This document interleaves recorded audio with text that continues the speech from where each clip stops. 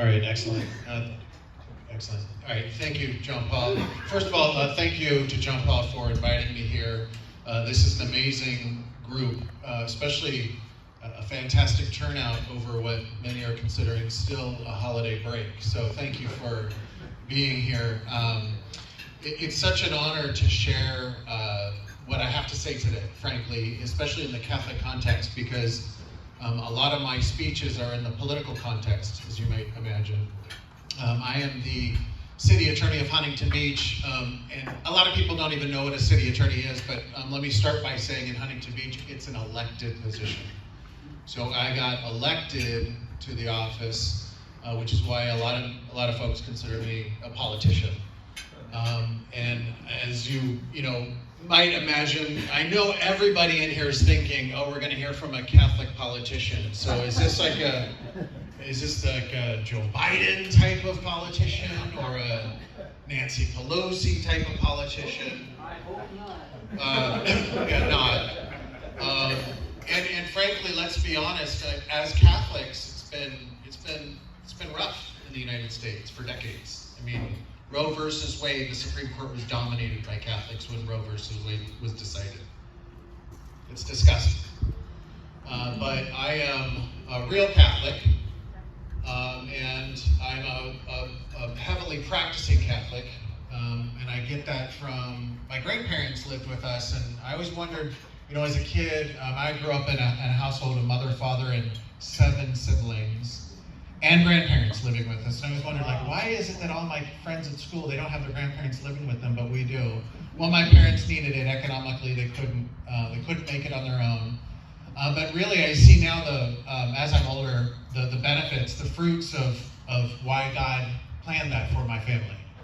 Because it was my Irish grandmother who taught us our faith. And my mom did a good job too, but my mom had 8 kids, right? And so there's a lot that goes along with having a lot of kids. A lot of diaper changes, a lot of dishwashers running, a lot of washing machines. There's a lot going on that's not Catholic teaching per se. Leading by example, but not by instruction.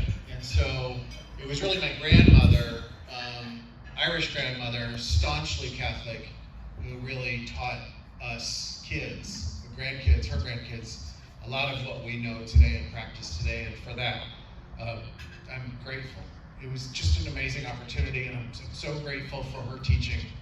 And she was tough. When you talk about the Fighting Irish, there's a reason they call them the Fighting Irish. But I've been married almost 30 years. I got married at 22 years old, if that tells you anything. I have 5 beautiful children, almost 6, and we lost one, but that's part of God's plan too. But my grandmother taught us a lot about the faith, practicing the faith, saying the rosary, First Friday devotion, First Saturday devotion. She taught us to be wholly devoted to the Sacred Heart of Jesus, which is, fortuitous that I'm here speaking today, because it really takes me back to the things that she taught us when we were, living with her. And she would even say, pray to be buried in the most Sacred Heart of Jesus and to never stray from the Sacred Heart of Jesus. And likewise, the Blessed Mother, pray to the Blessed Mother that she buries us in the Sacred Heart of Jesus and that we may never stray from the Sacred Heart. So it's such a beautiful devotion, really. And when I graduated high school, I actually discerned, and really nobody knows this about me except those in my family, and Deacon Jerry's here. Don't spread it around my parish, my home parish back in Huntington Beach. But for 2 years after I graduated high school, I discerned being a priest. For 2 years, I worked in an office with all male. It was all male. I had no social life deliberately. I didn't date once for 2 years. Went to morning mass every single morning and said the rosary every single day. When I say religiously, I mean literally every single day. Most of those days, it was the 15th decade. This was before the luminous mysteries were introduced. And I would also do a lot of religious reading. So I would read about St. Teresa of Avila, St. John of the Cross, St. John Bosco, all of the saints, St. Thomas More, and so on and so forth. Really thinking, my bias was thinking, I was thinking I'm going to be a priest. That's where my mental bias was. Like, okay, God, I'm praying now. I'm going to Mass every single day, confession every 2 weeks, the rosary, adoration. I even started, if anybody knows anything about Huntington Beach and St. Mary's by the Sea, they don't have it anymore, but they used to have a 24-hour adoration on First Fridays. I started that because St. Mary's was a good parish, but it was small, and so the sort of the devotional activities were a little light. They just didn't have a whole lot going on because the parish was so small. And I went to the pastor and I said, why don't we have 24-hour adoration? He's like, well, because we can't get enough people to attend and keep it going. I said, if you allow me to sign people up, can we do it? And he's like, of course. So after Masses, I signed people up, 24 hours. We got 3 to 4 people throughout the night for every hour. And so we got that started, 24-hour adoration at St. Mary's by the Sea. And I think it lasted about 15 years. I was able to do it about 10 years before I had to move parishes closer to our home. The bottom line is I love being Catholic. I love my wife and I love my kids, but up there in that order of loves, I love being Catholic. And it's, people say it's good to be alive. It's good to be Catholic. It's really, really, really good to be Catholic because I interact with a lot of Protestants and they think they've got the truth. And I pray for them because they don't have the entirety of the truth. Catholics have the entirety of the truth. And even some of our new city council members they go to Calvary Church of the harbor, or near the harbor in Huntington Beach. And they're always preaching the Bible. And I think to myself, the Catholic Church wrote the Bible. and you all know this, but I go through this in my head and I'm like, how do I break it to them? Well, the Bible's the answer to everything. Well, if it were, then how did the church last for 2,000 years? Basically without the Bible in essence, right? Because the Bible wasn't in the hands of average folks. They were illiterate. There weren't copy machines. I mean, the Bible wasn't even brought into being until the 3rd or 4th century after, and then it went another 1,500 years really not in print. Right? So it was the church. And I don't need to tell you all this, but I absolutely know the value of the church is my point, and I love the church. And I bring the church to my office as city attorney. In my office, I actually have a big portrait of St. Thomas More, a remarkable saint who I look at and adore on my wall in the city attorney's office every single day. It's got to be almost as big, maybe it's as big as this TV. Along with the crucifix on my shelf, and as an elected official, I can do whatever I want. So I don't have a boss telling me you can't have religious items hanging on your wall or in your office. I have them, and I love them, and I look at them, and I adore them, and I pray in my office every single day. Because, like John Paul was saying, we need to bring Catholics to every area of life, including politics. And people say, well, separation of church and state. Well, let me tell you, separation of church and state doesn't mean you check everything about you at the door, right? It means the government can't establish an official state-sponsored religion. That's all it means. It doesn't mean you can't be Catholic and sit on the Supreme Court. It doesn't mean you can't be Catholic and hold political office. In fact, I don't know anybody else who has to check their gender at the door, their race at the door, their family structure at the door, their prior career at the door. Like, you don't check these things at the door. You bring who you are into the door to the office that you hold, including, and in my opinion, necessarily Catholicism, being Catholic. And so I'm a proud Catholic as an elected official. I don't consider myself a politician, by the way. I consider myself an elected official because I am a lawyer first. Notably, St. Thomas More, when he served in his first role for the government of England, in his very first role, and obviously we know him as Chancellor to the King, right? King Henry VIII. But in his very first role, he was basically what equates to here in the U.S. as a city attorney. So that's why he's hanging on my wall. But we have got to bring our Catholicism to every area of our lives. So whether you're in the stock market or you're sell insurance or you're a doctor or whatever, we have got to bring and not be afraid to bring that Catholicism to our jobs, because that's the only way we're really going to bring Christ to the world.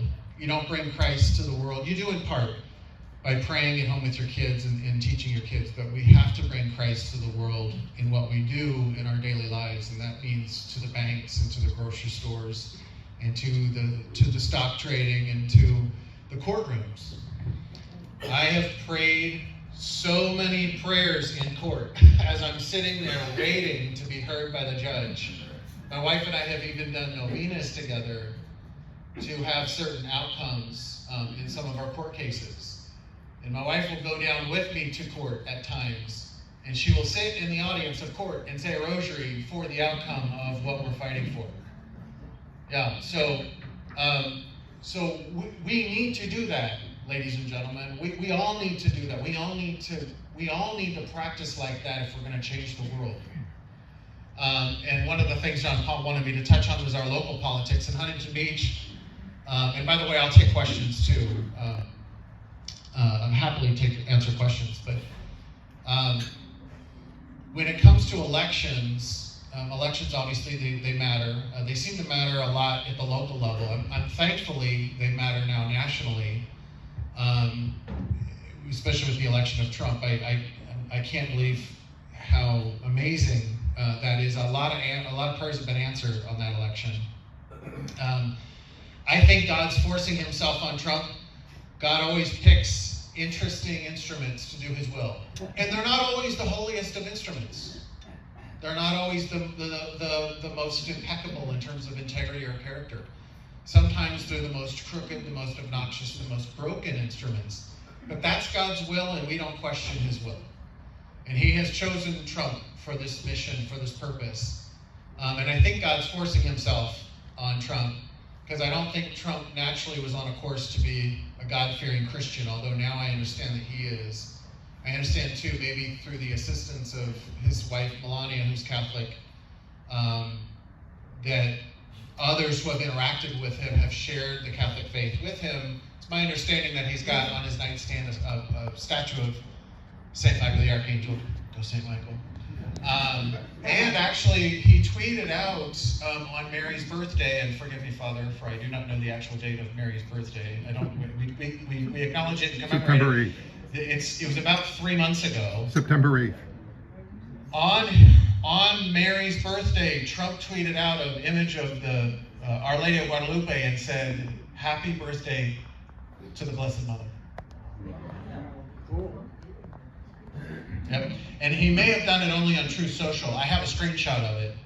So I don't know that he got it over to X, but he did tweet that out. Happy birthday to the Blessed Mother. So I'm not going to sit here and try to tell you he's a good, faithful Catholic. I don't know that he's even there yet. But God's forcing himself on Trump. God's forcing himself, I think, on our nation in some ways. But we have to row with the other oar. We got to pick up that other oar and row along with God, so that we can make things happen, make great things happen. America is a blessing to the world. And so we have got to take advantage of it. And we have got to do something with it and not squander the riches that we've been given by God. And that's what I feel every day. That's my cause. When I get up every day and go to work, I don't simply think I'm just doing legal work for the city. It never occurs to me that I'm just simply doing legal work for the city. I am, but I'm also fighting for what's right. I'm fighting for the rule of law. I'm fighting, and I'm fighting, and I'm fighting, and that includes fighting for democracy, fighting for individual freedom. Because if you zoom way out, and look at least what I'm doing, what others are doing, you may say, well, politics is very secular, there's really nothing godly about it, what are you accomplishing? Look, if nothing else, I love the idea that I'm fighting for democracy and individual freedom, and fighting against the state and Newsom, who's trying to take it away. Because if nothing else, I think we can all agree, even if you're not the most Catholic, or you're not even religious, I think most people acknowledge that God gave us a free will. He gave us freedom. He didn't give us freedom just so Newsom could take it away. Right? And he didn't give us freedom and want us to live in freedom so governments could take it away from us. So that's the fight. And in Huntington Beach, what we had was a very progressive city council at the time, back in 2020. So this was an awakening, I will tell you. For the first time in 2020, Huntington Beach started flying the non-governmental flag with all the stripes on it, the colorful flag, the rainbow flag. And I sit on the 4th floor at City Hall. I've got my law office on the 4th floor of City Hall, right outside my window, was that damn flag. And it's a damn flag, Father. And I had always fought for Catholicism in what I was doing. I always fought to do what was, but when I saw that, there was a whole nother level. I was triggered. And I told my wife, I said, look, A, we need to double down on our prayers for the city of Huntington Beach, and B, we need to get far more involved in politics and try to right this ship. So in 2022, when 4 seats were open on our 7-seat council, we ran with 4 conservatives, and we got them elected. Miraculously, because there were 23 candidates running for 4 open seats. Talk about the vote splitting potential that was there, and the dilution that was potential for dilution. We ran with a team of 4 conservatives. They all got elected. That left 3 on council for 2024. Those were 3 highly progressives. And not to get too political, but these progressives are Newsom-loving, anti-God, anti-church, anti-family progressives. And so, again, in 2024, we ran another team of 3 conservatives, and we knocked out all 3 of those incumbents and replaced them with the 3 conservatives. So in Huntington Beach, we have a 7-0 Republican council, conservative council, and again, the point isn't the partisan issue that the Republicans are winning. That's not just the point. It's that all 7 of these are God-fearing, God-loving, people-loving, community-loving, freedom-loving people who are there to do what's right for the city of Huntington Beach. And Huntington Beach is really kind of a beacon of light, and we call it the land of the free and the home of the brave here in California. And I know other cities are represented here too, and you're looking at us wondering what the heck's going on over there. Well, a lot of great things have gone on since we've been winning our elections. So the flag came down. And our charter, our city charter now bans that flag forever. Great. So this isn't a whimsical, hey, that flag's not flying anymore. That flag's gone. It's been eradicated.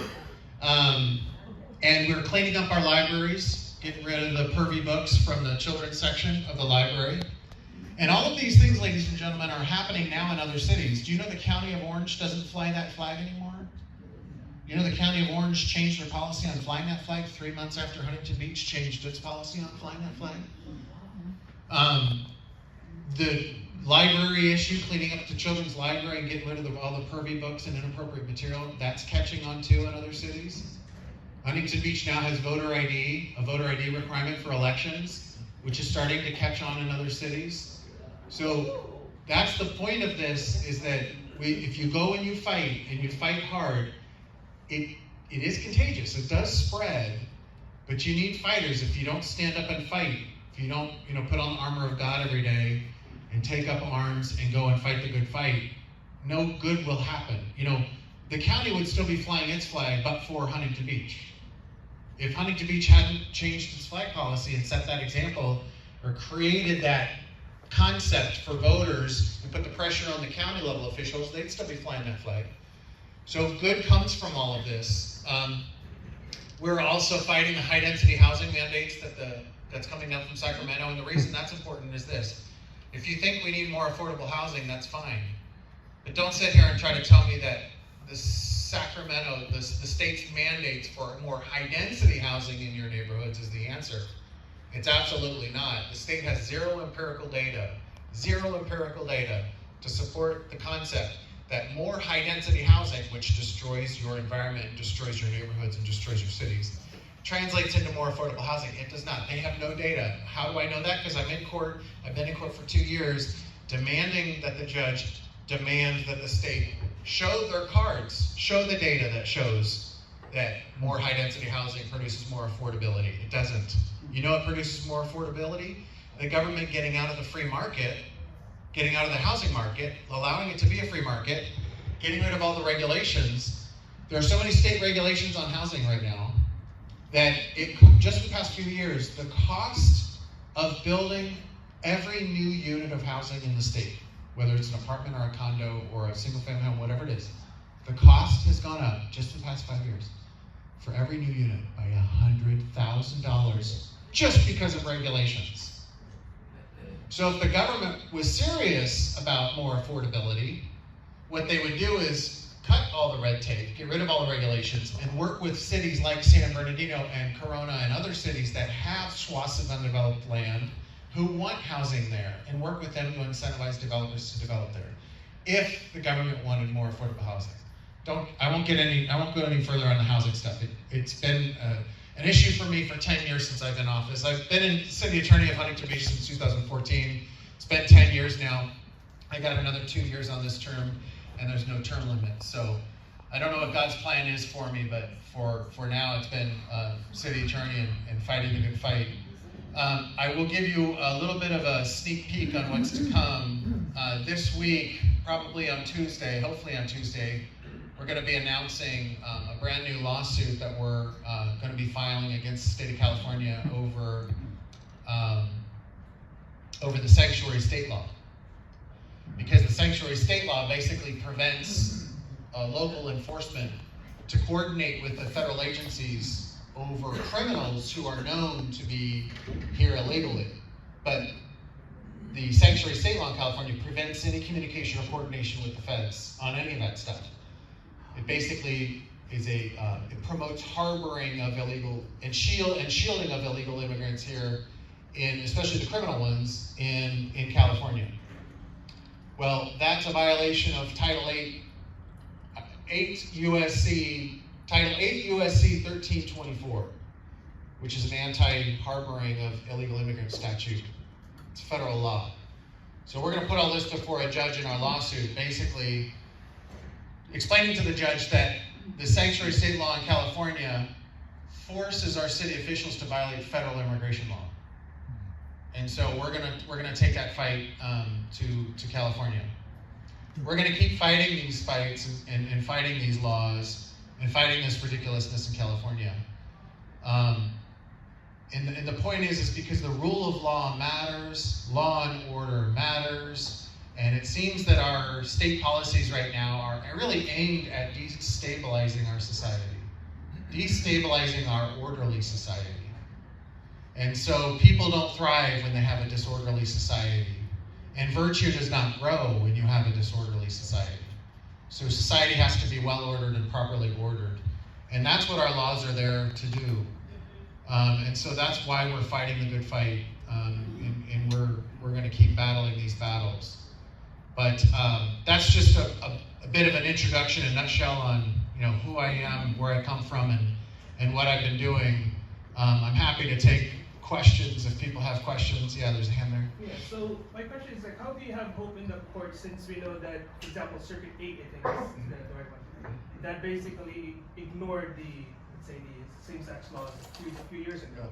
So how can you have hope on the courts will actually side on the good if we have this? Are you talking about Prop 8 for California? Right. And what I was thinking. So Prop 8 for California, guess who our Attorney General was at the time? Kamala Harris. And what did she do in the courts when that issue was brought to the courts? She didn't defend the state. So she rolled over, and the courts had nothing to work with. The courts were like, hey state, this is your prop. Give me something to work with. And she's like, nope, I'm not giving you anything to work with because I don't support Prop 8. I don't want Prop 8. So she allowed her own personal politics, her own personal preference to get in the way. So she basically forfeited that case. To answer your question, I guess in a different way too, look, our systems are imperfect. Let's be honest, the institution of the Catholic Church has not been perfect, right? In certain aspects, right? Obviously, the divine leadership has been perfect, but the human side of our institutions is not perfect. That includes our judiciary. And there are some really, really, really good judges, and then there are some not so good judges. And there are activist judges, there are lazy judges, there's all kinds. Trust me, as an officer of the court, when I go into court every day, I'm hoping I got a good judge who's going to roll up their sleeves and dive into the issue and understand the issue and rule the right way on the law. I don't always get that, but I got to keep fighting. I got to get up and keep fighting and keep doing it every day anyway.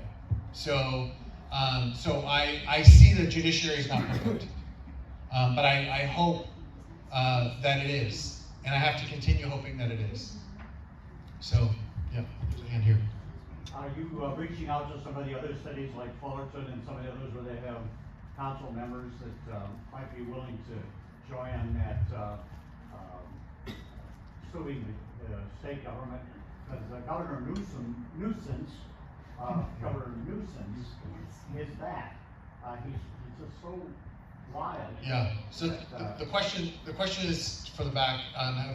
We reached out to other cities to see if there would be basically a joinder to prosecute the state of California. And the answer is we do, but a lot of cities just want to wait and see how we're doing.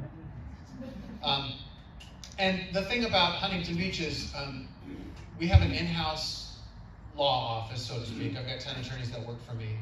And we're on the taxpayer dime one way or the other, whether we're on Facebook or we're in the court fighting the cases. So for our city council, they're like, yeah, go sue, put you guys to work. So they put us to work. A lot of cities don't have that. They hire an outside law firm. So anything that they decide to do starts costing money right off the bat. And I think a lot of them look at us and say, well, whatever they win at, we'll gain from, right? So they don't have to stick their neck out. I do think too that there have been a lot of city leaderships, and I think Gene in the back there could probably attest to this. A lot of city leadership that even if you're a Republican, it's just been soft leadership. And that's pervasive throughout the state of California. Why? Because the state's going to tell us what to do anyway, right? But I think those days are coming to an end. We're getting a lot more polarized politically as a nation. We're getting a lot more polarized politically, even locally. And I think you're going to see more cities start to fight a lot more.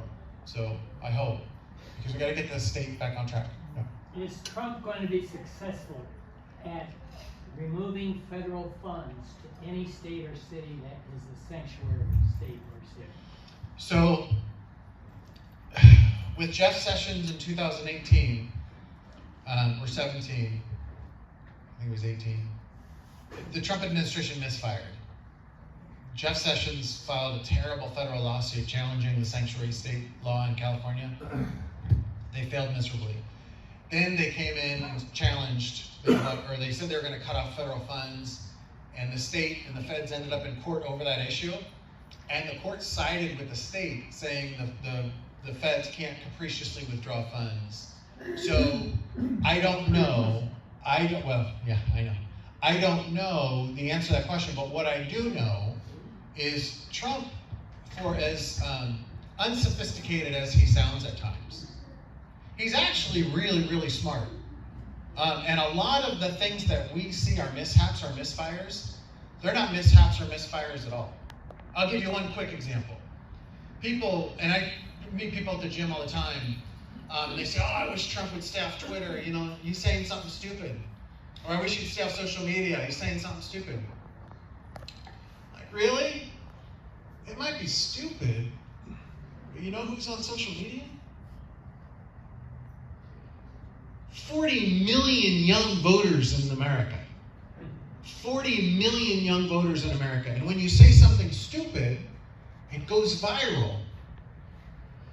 If you go back 50 years and you were to ask a teenager who the President of the United States was, they couldn't tell you, even if it was Ronald Reagan. They couldn't tell you. They didn't know. They were completely disengaged. Politics was way up here. They just didn't, they weren't tracking it. Everybody now knows, including my kids, who Biden is and what's wrong with him, and who Trump is and what's right with him. Because of social media, not because of our dinner conversation. So he's brilliant. he reached 40 million or 50 million more voters because of the stupid tweets that went viral than he otherwise would have gotten. And everybody shames him like, oh, you're an idiot. And he's like, am I an idiot? Am I really an idiot? I mean, this is working out really swell. So there's a lot of things like that where we think, oh, he's dumb. No, just wait. You wait. It's not dumb. There's something to it. Even this vote with the House on the continuing resolution and how Mike Johnson carried that forward anyway. That was deliberate. Because guess what? All the pork and all the nonsense that was packed into that omnibus bill was exposed. Trump wanted that. And everybody's like, Johnson, don't move it forward because you're going to make Trump look bad. No, Trump was telling him, go. Like, it's brilliant. So to answer your question, it's a long way to answer it. I think Trump's smart enough to know that he can change the nation forever if he changes California. Because a lot of what comes out of California, even the good and the bad, spreads across the country. And that's why we think in Huntington Beach, the stakes are so high and it's so incumbent on us to keep beating our drum and giving Sacramento hell. Because if we can change California, we can change the nation. And Trump knows that. Trump knows that. So I think he's gonna, I hope, and I think, and I hope, that when he finally settles down in office, he's gonna say, okay, team, California is our highest priority. And it's not just getting the right people elected. No. It's fighting the lawsuits and going after the policies and the funding and hopefully it's an endless barrage of hate on Sacramento. So that's my hope. You served the priesthood for 2 years. 2 years. What happened there? Oh, well, I try to keep it brief. I think I wasn't given my typical 3 hours to speak. I was given about 30 minutes. Great question. So I prayed a lot, and I was really constantly in prayer, even when I was at work. And I will add to that too, fasting. I was a ridiculous faster, like ridiculous, like ate almost nothing. I mean, I was really devoted to this discernment. And around at the end of 2 years, I had always, my grandmother always taught us a devotion to the Blessed Mother. But I was talking to Jesus directly, and through that discernment, Jesus, show me. And I didn't hear anything. And I visited the Legionaries of Christ, and I talked to the Norbertines, and I kind of, was open to signs. And I got nothing. Even with my bias towards becoming a priest, I got nothing. So finally I said, okay, this is it. So I was getting kind of mad. And a lot of people lose patience with God, right? But everything's on God's timing. But I lost my patience, admittedly. And so I prayed to the Blessed Mother, and I said, you know what, Mary? Your son's not listening to me. And even if he is, he's not answering me. And I told her, I said, I'm kind of ticked off. Like, I 2 years, Mary, like 2 years. I've done this, and I'm like sitting there in church. And I know it sounds blasphemous, but I was just very frank, and I basically gave an ultimatum. I said, look, Mary, I've had it. So here's my next move. You don't show me in the next 3 days what I'm supposed to do with this. I'm just going to sign for the first order that comes to mind. For the first order, Norbertines, Dominicans, Franciscans, I'm just going to sign up and go. And I'm going to be fully committed. And 3 days later, I met my wife.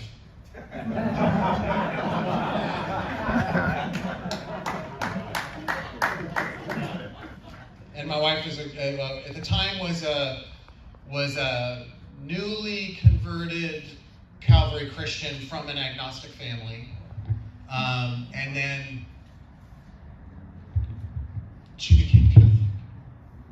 So, great Catholic. She goes to daily mass, says daily rosary, daily chaplet. She's great. So, yeah.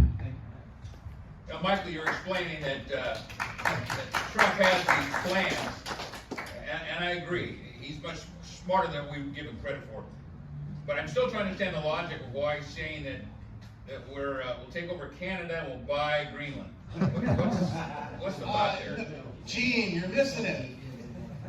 That's all posturing. This is all posturing. I mean, it's brilliant. And he's going to get incredible border cooperation. He should say he's going to do that to Mexico. They got great oil resources down there. I mean, he should say the same thing about Mexico. He should say the same thing about Taiwan. I'm waiting for him to come out and say, hey, I got, whatever, $20 billion, I'm going to buy Taiwan, whatever it is. He could probably personally buy Taiwan. But it's brilliant, Gene. Like, just wait. He's going to get such a sweetheart deal out of saying these things. Greenland probably scares the bejeebus out of Russia, Northern Europe. I mean, it's brilliant. Probably even Germany. Like, it's absolutely brilliant. He's headed somewhere with all this. Some of the surveys show that Canadians weren't actually even opposed to it. Yeah, well, and what he could be doing too is what we've done in the Middle East at other times, where we send signals, express signals, supporting the population, and then they turn on their leadership. He could also be sending signals to the population of Canada to turn on your leadership, because we're tired of the progressivism coming from the north.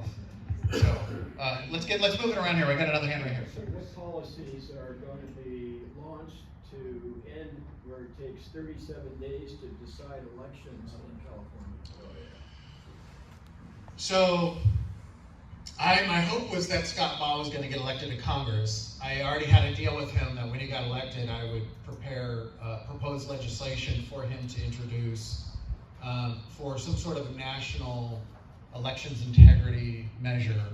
It can't be a demand on voter ID per se, because pursuant to the U.S. Constitution, elections are left to the states, not the federal government. But it doesn't mean that the federal government can't have some structure in place. So my hope was to work on some proposed legislation with Scott Baugh in that. Obviously he lost his race, so that's not going to happen. But I'm willing to work with some other elected officials to get some proposed legislation. To your point, the U.S. Constitution does specify for a day of election. And so we need to get back to what the Constitution actually provides for. And it is a day of election, or an election day. It's not an election month. So there is room, to answer your question, there is room to sort of rein that in. But we need to have, I need a path to do that. I need to work with an elected official who's willing to carry that forward. It's hard to find one of those in California right now. But yeah, I think there's hope for that. I wanted to give an example of how prayer helps. When Trump was running against Hillary, I happened to mention to some of my Catholic friends at breakfast, as I've been praying, I found a prayer to Blessed Virgin Mary. On the back of it is a prayer to our Heavenly Father. And I said, I'm praying that something will happen, that Hillary will lose. And they said, good luck. I prayed that prayer for months. And at the last minute, Trump beat her. Yeah. Well, yeah, prayer works, and prayer in elections works. Excuse me. We've been praying for our local elections, international elections, in my family for forever. Absolutely works. I actually knew Trump was going to beat Hillary the first time. I didn't really know about Biden versus Trump the first time. And I knew Trump. I knew 100% Trump was going to beat Harris, because the Midwest Democrats don't like California progressives. So I knew that was not going to fly there, and I was right. So anyway, any other hands? There's another hand there. This one last one about the strategy that he did for Huntington Beach, because in my mind, blue to red is a rarity. Yeah. But what was leverage in Huntington Beach, or what was a successful, or the secret weapon that was used? So just for context, Huntington Beach has 200,000 residents, 133,000 registered voters. It's 27 square miles. It's the 23rd largest city in the state of California, out of 482 cities. It's in the top 4.5% in terms of size. It's a very, very large city. We are an at-large election system in Huntington Beach. A lot of cities have converted to by district, but we're at-large. So it's if you can organize and rally a team of candidates to represent the entire city, then you have a lot more chance for success. When you're by district, there's no point for a candidate to switch over to somebody else's district to try to run because they're not going to get votes there. So the by-district cities, it's a little bit harder. But the real magic pill for Huntington Beach was don't split the vote. Because on the left, they're very organized. If there are 3 seats open, or 3 seats up for election, they only run 3 candidates. And if a 4th or a 5th or a 6th candidate comes in the race, they tell them to get out. They're brutal. They will run 3 candidates for 3 seats. So what happens when they do that? They get every single Democrat household, they give them only 3 options for 3 seats for council. So they get 100% of the Democrat household votes for those 3 seats. Republicans, on the other hand, like we saw today with the vote for House Speaker, they like to do their own thing. And so we would end up getting 18 Republicans to enter the race for 3 seats. Well, what happens when you do that? You have a bunch of households who are confused, and they vote for whoever, and then you end up with 18 candidates who all have about the same number of votes, but not enough to win. We call that vote splitting, because they were splitting the votes. So what we did in 2022 is we ran the 4 candidates, and there were 18 other candidates, including 12 other Republicans. And we went out and campaigned hard as the Fab Four. I was the elected attorney up for re-election, but they were council candidates, but we ran together as a team of 5. And we impressed upon every household, just vote for the 4, just vote for the 4, just vote for the 4, don't vote for the others. If you vote for the others and you split the vote, then you're voting for the liberals. You're essentially voting for the liberals. So we got that anti-vote splitting message across to all of our households, and it worked. Our 4 won handily, and all of the other Republicans had miserable results. And we did that again in 2024. We ran 3 conservatives as a team and told all the households, vote for these 3, just these 3, just these 3. And there were a couple other vote splitters, this time a lot fewer candidates, but a couple other vote splitters, they got almost nothing. So our 3 took out the incumbent 3. So it's for us, it was a lot about vote splitting or not vote splitting. Yeah. Any other questions? On that note, what, do you think that it was your leadership on that? I mean, were you the one that took the lead? 100%. 100%. I was tired of looking at the pride flag. I knew our city needed a change overnight. And there were 3 incumbents, 3 progressives who were going to sail, who were not subject to the 2022 election. So there were 3 progressives in Huntington Beach who were not subject to the 2022 election, which means of the 4 open seats, if any one of those seats went to a progressive, then they would have had a majority. So we had to sweep all 4 seats. And I told my wife, I said, if we don't sweep all 4 seats and we don't get the majority back, this city's doomed. So it was really us, me, and a few of our volunteer supporters who really drove that process, put the team together, and changed things in Huntington Beach. Yeah, for sure. You've had a lot of lawsuits against Sacramento. Yeah. Prevailed, I think, in most, if not all of them. Yeah. Can you give us a list of where these cases changed precedent? So the housing lawsuit, we've been tied up for 2 years, which that's already a victory to me because the state went into court and wanted us to acquiesce or either capitulate or be steamrolled within 120 days. That was their demand of the court. Didn't happen. 2 years later, here we are still tied up in court, and we don't have the high density housing mandates being imposed on the city at this point. But the voter ID we prevailed on, and other cities are now asking for voter ID. We've had, we beat the state on another case involving reimbursements over redevelopment, where we're bringing back $38 million from the state of California to Huntington Beach. That's a case that we won that most other cities didn't even try to fight the state on that. A few did and they lost. We're one of 3 cities that I know of that beat the state on that. So that means $38 million out of Newsom's pocket back to Huntington Beach, which is always a good day in court. But we Newsom do. doesn't have $38 million. I know. He lost $24 billion when he was trying to solve homelessness last year. But we do a lot of a variety of cases too. I defend our police officers at trial. So 2 years ago, I was defending 2 officers in an officer-involved shooting case. It was a $20 million demand by the plaintiff, and we beat that. We got a defense verdict. It was a 5-week jury trial, and we beat them. So we're doing a lot of good work. I'm the one trying the cases. I'm the one arguing at the 9th Circuit Court of Appeal. I'm the one at the Court of Appeals, State Court of Appeals. So we do a lot of good work, and it's good work. I do think it's godly work. It seems secular at times, but I think I'm convinced it's God's will. At least the work that we're doing, the fights that we're engaged in. So, yeah. So I think that's it. Thank you so much for allowing me to be here today. I'm happy to come back in the future anytime to talk more. It's a pleasure. God bless you, and stay close to the Sacred Heart.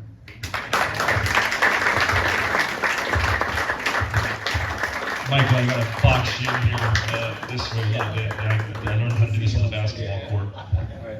We have a tradition here with the First Friday Friars. First of all, thank you for being a light in our community, in our politics, in our state, and for all of us here, and showing us, how to stand up for our Catholic faith and bring it into the world for everything. But wanted to honor you with the First Friday Friar, Michael Gates. So, thank you, everyone. Once again, thank you, Michael Gates.